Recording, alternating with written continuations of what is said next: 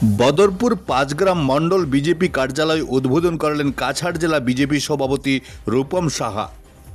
তিনি মণ্ডল কার্যালয় উদ্বোধন করে অসম সরকারের ভূয়সী প্রশংসা করে বলেন, অসমের জন্য বাংলাদেশ সদৃশ্য পরিস্থিতি থেকে রক্ষা করতে রাজ্যে বিজেপি সরকার অপরিহার্য। Bureau report, Barak vision. 2026 ভারতীয় জনতা পার্টির কোনো প্রতিদ্বন্দ্বী নেই। এখানে কংগ্রেস শুধু থাকবে, কিন্তু খেলবে ইলেকশন ভারতীয় জনতা পার্টি আর জিতবে ভারতীয় জনতা পার্টি। এখানে কংগ্রেসের কোনো অস্তিত্বই নেই। আপনারা দেখেছেন কোনো ভারতবর্ষে কোনো জায়গাতেই নেই। আর আপনারা দেখতে পেয়েছেন যে বিগত দিনে কাঠিগড়া অঞ্চলে যে বিধায়ক ছিলেন, সব থেকে অকর্মণ্য বিধায়ক ছিলেন। রাস্তাঘাট থেকে শুরু করে কোনো ব্যাপারে ওনার তৎপরতা ছিল না। আর আমরা দেখেছি যা কিছু আমরা করেছি কাটিগড়াতে, ভারতীয় জনতা পার্টি গভর্নমেন্ট সদা আমাদের জেলার নেতৃত্বে আবেদনের মাধ্যমে অনেক স্কিম যেটা কাটিগড়া অঞ্চলে কাজ চলছে, যেটা মুখ্যমন্ত্রী নিজের থেকে সেই কথা চিন্তা করে বিভিন্ন জায়গায় যে স্কিম হয়েছে, সব আমাদের ভারতীয় জনতা পার্টির সরকারের ব্যবস্থা এগুলা কাজ হয়েছে।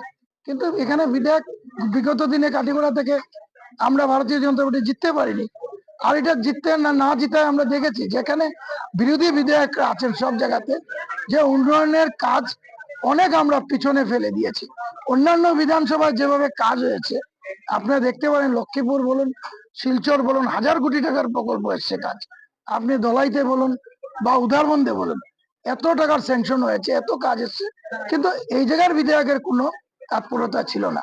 যা আমরা মুখ্যমন্ত্রী নিজে চিন্তা করে যা দেওয়া হয়েছে, আজকে যদি কাঠিগড়া বিধানসভা আমরা আগে জিততে পারি, আজকে যে কাজ হয়েছে 3 ডাবল কাজ আগামী বিধানসভার নির্বাচনের পর কাঠিগড়া অঞ্চল হবে।